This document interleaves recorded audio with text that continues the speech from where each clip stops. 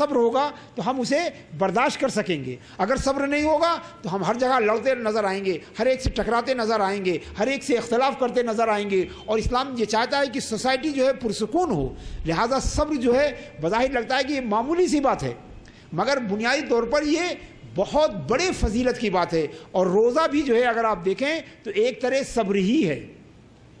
صبر جو ہے, روزہ بھی ایک طرح سے صبر ہی ہے, اس لیے کہ صبر جو ہے اس کا مفہوم جو ہے ہمارے ہاں بہت بدل گیا ہے.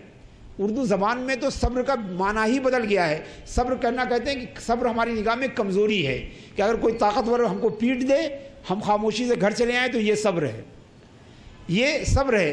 اگر کوئی طاقتور ہم سے کوئی چیز چھین لے اور ہم اس کے خلاف کوئی چارہ جوئی نہ کریں تو ہماری زبان میں اس کو صبر کہتے ہیں. مگر اسلام میں یہ صبر نہیں ہے. اسلام میں صبر یہ ہے کہ آپ اللہ تبارک و تعالیٰ کی رضا کے لیے اپنے نفس کو قابو میں رکھنا, یہ صبر ہے. اسی لیے روزے کو بھی صبر کہا گیا ہے. اور روزے کے بارے میں بھی حدیث قدسی میں آیا ہے کہ الصوم لی وانا اجزی بہ.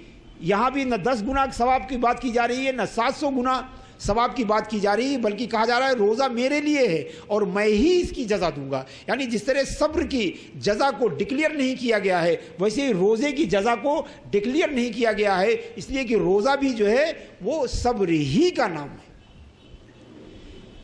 دراصل ہم لوگ ہماری سوسائٹی میں ایک عجیب بات ہے کہ ہم سمجھتے ہیں روزہ نام ہے کیا بھائی, آپ کہتے ہیں صاحب نہیں صاحب, روزہ جو ہے صبر کا نام ہے. اسی لیے حدیث شریف میں آیا, مشہور حدیث ہے, آپ نے برابر سنا ہوگا کہ نبی کریم صلی اللہ علیہ وسلم نے فرمایا کہ جو تم میں سے روزہ رہے فلا یفسق ولا یرفث, تو نہ وہ گندی پھوڑ بات کرے نہ کسی سے لڑائی جھگڑا کرے, اور اگر اسے کوئی گالی دے, اگر اسے کوئی لڑنا چاہے, زبردستی لڑنا چاہے, تو اس سے کیا کہے, انی صائمون, بھائی میں روزے دار ہوں. کیا مطلب؟ حدیث پر ذرا غور کیجئے کہ اگر کوئی روزے دار سے لڑے, کوئی روزے دار پر زبردستی لڑائی تھوپے, اگر کوئی روزے دار سے جو ہے فسق و فجور کی بات کرے, اس کے ساتھ گالی گلوچ کرے, تو روزے دار کیا کہے کہ انی صائمون, انی صائمون, میں روزے دار ہوں, میں روزے دار ہوں. کیا مطلب؟ کہ ارے اے لڑنے والے, تمہیں پتہ نہیں کہ میں روزے دار ہوں. اور روزے دار وہ ہوتا ہے جو صبر والا ہوتا ہے, اور صبر والا وہ ہوتا ہے جو لڑائی جھگڑے میں نہیں پڑتا ہے, جو لڑائی جھگڑے میں نہیں پڑتا ہے. گویا یہ روزے دار کا یہ کہنا کہ میں روزے دار ہوں, گویا اس پوری ایک مومن کی پوری تصویر پیش کرنا ہے کہ صابر وہ ہوتا ہے جو اپنے نفس پر قابو پاتا ہے, جو اپنے نفس کے لیے نہیں لڑتا ہے, صرف اگر لڑتا ہے تو اللہ کی رضا جوئی کے لیے, اعلاء کلمت الحق کے لیے اور احقاق حق کے لیے لڑتا ہے, نفس کے لیے نہیں لڑتا ہے. تو صبر جو ہے یہ بزدلی نہیں ہے, صبر جو ہے وہ کمزوری نہیں ہے. اسلام میں صبر جو ہے شجاعت کا نام ہے, صبر جو ہے بہادری کا نام ہے, صبر جو ہے وہ قوت کا نام ہے, صبر جو ہے یہ قوت کا نام ہے. حضرت علی رضی اللہ تعالیٰ عنہ سے جب مشہور پہلوان کی لڑائی ہوئی اور آپ نے اسے اٹھا کر پٹخ دیا, پٹخنے کے بعد اس پہلوان کو خدشہ ہوا کہ اب یہ مجھے گرفتار کریں گے اور مجھے بری طرح سے سزا دیں گے. پرانے زمانے میں بڑی وحشیانہ سزائیں جو ہے دشمنوں کو دی جاتی تھی, ہاتھ پیر کاٹے جاتے تھے, آنکھوں میں جو ہے وہ سلائیاں پھیر دی جاتی تھی, جسم کے عضو کو مسلح کیا جاتا تھا اور اس سے تڑپا تڑپا کر مارا جاتا تھا. تو اس دشمن نے سوچا کہ اگر میں گرفتار ہو گیا ہوں, میں ہار گیا ہوں, میں نیچے پڑا ہوا ہوں, اگر یہ مجھے گرفتار کر لیں گے تو بڑی اذیت کے ساتھ ماریں گے. تو اس نے چاہا کہ حضرت علی کو غصہ دلا دیں تاکہ حضرت علی ایک وار میں اس کا کام تمام کر دیں. چنانچہ اس نے آپ کے منہ پر تھوک دیا. اس کا مقصد کیا تھا کہ ان کو غصہ آ جائے گا تو جلدی ہی ہمیں جو ہے ختم کر دیں گے, جلدی ہی ہمارا کام تمام کر دیں گے, فوراً ہی ہماری گردن کاٹ دیں گے اور ہم اذیت سے بچ جائیں گے, تڑپ تڑپ کر مرنے سے بچ جائیں گے. مگر اس نے تھوکا جیسے ہی, ویسے حضرت علی اسے چھوڑ کر ہٹ گئے. وہ پریشان ہو گیا کہ اس نے تو اس لیے تھوکا تھا کہ یہ جلدی سے مار دیں, مگر حضرت علی اسے چھوڑ کر ہٹ گئے. تو اس نے پوچھا کہ اے علی آخر ماجرا کیا ہے, آخر یہ مقصد کیا ہے کہ میں نے تو اس لیے تھوکا تھا کہ تم جلدی میرا کام تمام کر دو گے, مگر تھوکنے کے بعد تمہیں اور غصہ آنے کے بجائے تم ہم کو چھوڑ کر الگ ہٹ گئے, تم نے ہماری جان بخش دی. تو حضرت علی نے کہا کہ سنو اے دشمن خدا، میں تم سے اپنے لیے نہیں لڑ رہا تھا، اپنے نفس کے لیے نہیں لڑ رہا تھا، میں تو خدا کے لیے لڑ رہا تھا۔ جب تم نے میرے اوپر تھوکا تو مجھے خیال آیا، مجھے اندر سے غصہ آیا اور میں ڈر گیا کہیں ایسا نہ ہو کہ تمہیں قتل کرنے میں اللہ کی رضا کے ساتھ ساتھ میرا غصہ بھی شامل نہ ہو جائے، لہذا میں نے اپنا ہاتھ روک لیا۔ تو عزیزان گرامی، حضرت علی کا جو عمل تھا یہی صبر کہلاتا ہے، حضرت علی کا جو عمل تھا یہی صبر کہلاتا ہے۔ ایسا نہیں ہے کہ آپ کمزوری میں جو ہے آپ لوگوں کے خلاف جو ہے شکوے شکایت کریں اور کہیں کہ میں تو صبر کر رہا ہوں۔ صبر نام ہے اللہ کے لیے جو ہے جد و جہد کرنا، چاہے وہ روزے کے ذریعے ہو، مجاہدے کے ذریعے ہو، چاہے جہاد کے ذریعے ہو۔ اسی لیے ہمیشہ جہاد اور صبر کو قرآن نے ساتھ ساتھ ذکر کیا ہے۔ جہاد اس لیے کہ جہاد جو ہے وہ صبر ہے، گھر میں بیٹھنا آنسو بہانا یہ صبر نہیں ہے، بلکہ اللہ کے لیے ثابت قدمی سے میدان جنگ میں کھڑے ہونا یہ جو ہے جہاد ہے۔ اللہ کے لیے کھانا پینا ترک کر دینا، اللہ کے لیے ثابت قدمی سے میدان جنگ میں کھڑے ہونا یہ صبر ہے۔ اللہ کے لیے کھانا پینا ترک کر دینا یہ صبر ہے۔ خواہشات نفس کو قابو میں کرنا یہ صبر ہے، اور جو کرنا صرف اللہ کے لیے کرنا، نفس کے لیے نہ کرنا یہ صبر ہے۔ اسی لیے امام غزالی فرماتے ہیں کہ صبر کی 3 قسمیں ہیں۔ پہلی قسم ہے الصبر، اور روزہ بھی صبر ہے، یاد رکھیے گا۔ پہلی قسم ہے صبر علی الطاعات، اطاعت پر صبر کرنا، عبادت پر صبر کرنا۔ یعنی صبح ہے، مؤذن کہہ رہا ہے الصلاۃ خیر من النوم، نماز جو ہے وہ نیند سے بہتر ہے۔ ہماری خواہش ہے کہ ابھی ہم سوئیں، مگر ایسے وقت میں اپنی خواہش کو ترک کرنا، بستر چھوڑنا، گرم گرم بستر کو خیر آباد کہنا اور اللہ کی رضا کے لیے مسجد جانا یہ صبر ہے۔ اسے صبر علی الطاعات کہتے ہیں۔ بھوک لگی ہوئی ہے، کھانے کی خواہش ہے، مگر اللہ کے حکم کی تعمیل کرتے ہوئے کھانا نہ کھانا یہ صبر ہے، اسے صبر علی الطاعات کہتے ہیں۔ حج کے لیے اتنا لمبا چوڑا سفر کرنا یہ صبر ہے، صبر علی الطاعات کہتے ہیں۔ اور صبر کی دوسری قسم ہے صبر علی المعاصی، گناہوں پر صبر کرنا، یا عبادت اطاعت پر صبر کرنا اور معاصی سے صبر کرنا۔ اب بھوک لگی ہوئی ہے، ایک اچھی سی نعمت، نہایت پسندیدہ ڈش ہمارے سامنے ہے، ہم طبیعت کھانے کو چاہ رہی ہے، مگر کھانا نہ کھا کے حالت روزہ میں کھانے و پانی کو دور کر کے صبر کرنا یہ بھی صبر ہے، یہ صبر عن المعاصی کہلاتا ہے۔ اور اسی طرح تمام دنیا کی تمام نعمتیں ہیں، دنیا کی تمام برائیاں ہیں جس میں لذت ہے، مگر اس لذت کے باوجود بھی اس برائیوں کے قریب نہ جانا یہ صبر ہے۔ تو یہ صبر کی دوسری قسم ہے، صبر علی الطاعات، صبر علی المعاصی۔ جہاد ہے، اس میں جان جانے کا خطرہ ہے، مگر وہاں جا کے صبر کرنا اور صبر کے ساتھ وہاں ٹکے رہنا یہ صبر علی الطاعات ہے۔ دنیا کی لذتوں سے دور رہنا یہ صبر عن المعاصی ہے۔ اور صبر کی تیسری قسم وہی ہے کہ اگر آپ مظلوم ہیں، آپ پر زیادتی کی جا رہی ہے، آپ کے پاس جو ہے وسائل نہیں ہے اپنی ذاتی کو دفع کرنے کا، تو یہ صبر جو ہے صبر علی المظالم کہلاتا ہے۔ تو یہ صبر کی تیسری قسم ہے، اور اس کے بارے میں شریعت کہتی ہے کہ یہ سب سے معمولی درجے کا صبر ہے۔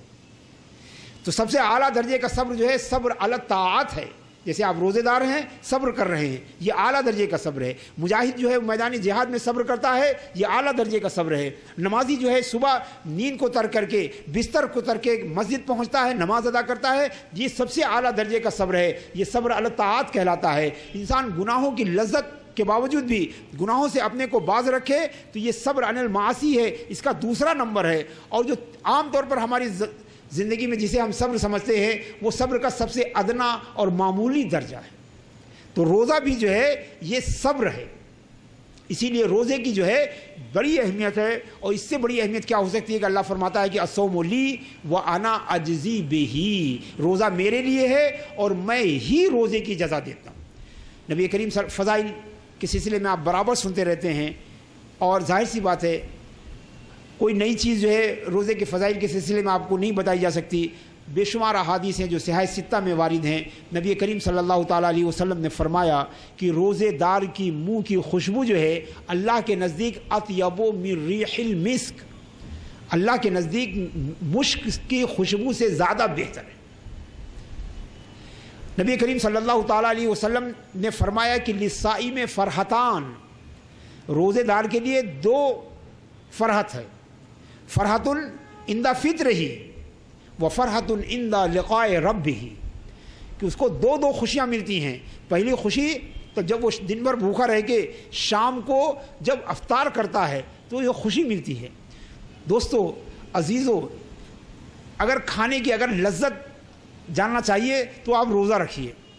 روزہ رکھنے کے بعد شام کو وہ پانی جو بڑی ناقدری سے جو ہے بوتلوں میں پڑا ہوا ادھر ادھر رہتا ہے، شام کو وہ پانی کتنا اچھا لگتا ہے، وہ پانی کتنا پیارا لگتا ہے، وہ پانی کتنا محبوب لگتا ہے. ہم پیتے وقت افطار کے وقت نہیں پوچھتے کہ صاحب یہ منرل ہے کہ نہیں ہے، سمجھے یہ RO ہے کہ نہیں ہے، یہ OV ہے کہ نہیں ہے. جو بھی پانی آتا ہے ایسا عزیز اور محبوب لگتا ہے. کیوں؟ اس لیے کہ دن بھر روزہ رکھنے کے بعد جو ہے جو بھی نعمت ملتی ہے وہ بڑی قدر والی ہوتی ہے. عربی کا ایک محاورہ ہے کہ النعمت اذا فقدت عرفت. نعمت جو ہے جب ہاتھ سے چلی جاتی ہے تب اس کی قدر و قیمت معلوم ہوتی ہے. اسی لیے ہم ابھی نوجوان ہیں، ہمارے سامنے بیٹھے ہوئے ہیں. یہ عمر ہے، یہ آپ سمجھیے کہ یہ آپ کو اس عمر میں بہت تھوڑا سا کام آپ کو جنت کے قریب پہنچا دے گا، مگر ابھی یہ چیز آپ کو اس کی قدر نہیں ہے. جب آپ کہ یہ عمر ڈھل جائے گی تب اس کی قدر آپ کو معلوم ہوگی. اسی طرح جس کے پاس انواع و اقسام کے کھانے ہیں، جس کا پیٹ ہر وقت بھرا ہوا ہے، اس کی زبان پر جو ہے کبھی بھی شکر کا کلمہ نہیں آتا ہے، چونکہ وہ نعمت کو جانتا ہی نہیں ہے. تو روزے کی مصلحتوں میں سے ایک مصلحت بھی ہے کہ اللہ تعالیٰ اپنے بندے کو اپنی نعمت کا شعور کرانا چاہتا ہے، اپنی نعمت کا احساس کرانا چاہتا ہے. اور وہ بندہ دن بھر روزہ رہنے کے بعد شام کو معمولی سا جب کھانا کھاتا ہے تو اتنا اچھا لگتا ہے، اور جب اچھا لگتا ہے تو بے اختیار اس کی زبان سے الحمدللہ نکلتا ہے، الشکر للہ نکلتا ہے. تو گویا روزے کے ذریعے ہم اللہ کی نعمتوں کی قدر کرتے ہیں. یہ بھی روزے کی ایک بڑی اہمیت ہے کہ ان نعمتوں کی جو عام دنوں میں جو بے قدری کا شکار ہوتی ہیں، روزے میں ان کی بھی ہم قدر کرتے ہیں، اور چھوٹی چھوٹی نعمت کے لیے ہم اللہ کا شکر ادا کرتے ہیں. وَلَئِن شَكَرْتُمْ لَأَزِيدَنَّكُمْ کا مصداق بن جاتے ہیں. تو دراصل بنیادی طور پر یہ روزے کے جو ہے مقاصد میں سے ہے کہ روزہ جو ہے ہمیں شکر نعمت کی طرف ابھارتا ہے، قدر نعمت کی احساس دلاتا ہے، نعمت کی قدر و قیمت اور اس کی گریٹنس کا جو ہے ہمیں شعور دلاتا ہے. اور یہ گریٹنس کا شعور جو ہے ہمیں اللہ کا شکر ادا کرنے، اللہ تبارک و تعالیٰ کی تسبیح و تمجید کرنے کے لیے ہمیں ابھارتا ہے. تو روزے کی یہ بھی ایک فضیلت ہے کہ روزہ ہمیں اللہ کے شکر کے قریب کرتا ہے، اللہ تبارک و تعالیٰ کے ذکر کے جو ہے وہ قریب کرتا ہے. روزہ جو ہے ہم نے جیسا بتایا کہ نبی کریم صلی اللہ علیہ وسلم نے فرمایا کہ وہ صفدت الشیاطین اللیان، جب رمضان آتا ہے تو فتحت ابواب الجنہ و اغلقت ابواب النیران، کہ جنت کا دروازہ کھول دیا جاتا ہے. تو میں نے جیسا کہ آپ کو شاید عرض بھی کیا تھا کہ جنت کے دروازہ کھولنے کا مقصد یہ ہے کہ جنت تک پہنچنے کے وسائل فراہم کر دیے جاتے ہیں، نیکیوں کی رغبت دلائی جاتی ہے، ایسے وسائل فراہم کیے جاتے ہیں. جب ہم کھانا بند کرتے ہیں تو ظاہر سی بات ہے کہ شیطان کا عمل دخل کم ہو جاتا ہے. جب شیطان کا عمل دخل کم ہو جاتا ہے تو عبادت کی رغبت بڑھ جاتی ہے. جب عبادت کی رغبت بڑھ جاتی ہے تو گویا جنت کے قریب ہم پہنچ جاتے ہیں. یہی معنی ہے کہ جنت کا دروازہ کھول دیا جاتا ہے. ورنہ ایسا نہیں ہے جنت کا دروازہ رمضان میں کھل جاتا ہے، مگر آپ کتنے لوگ ایسے ہیں جو جہنم کی طرف بھاگتے چلے جا رہے ہیں. اسی دروازہ کھلا ہوا ہے مگر ان کے لیے جہنمی کا دروازہ کھلا ہوا ہے، کیونکہ جب وہ روزے دار نہیں ہے تو ان کے جنت کا دروازہ کھلنے سے ان کو فائدہ نہیں ہے.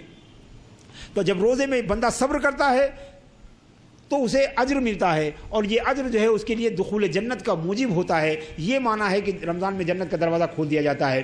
اسی طرح شیاطین کو جب ہم کھانا پینا کم کھاتے ہیں، یاد رکھیے کہ جتنا آپ کھانا کھائیں گے اتنا ہی گویا آپ شیطان کو اپنے اوپر جو ہے قدرت دیتے چلے جاتے ہیں.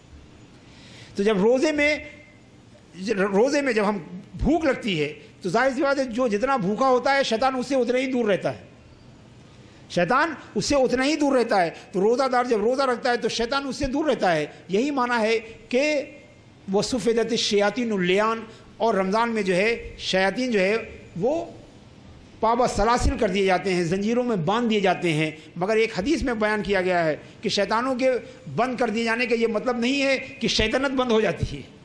شیطان بند ہوتے ہیں مگر شیطنت برقرار رہتی ہے، شیطانی جو ہے وہ برقرار رہتی ہے. اسی لیے حدیث میں کہا گیا ہے کہ البتہ رغبات نفس جو ہے اور شہوات جو ہے یہ موجود رہتی ہیں اور یہ لوگوں کو گمراہ کرتی رہتی ہیں.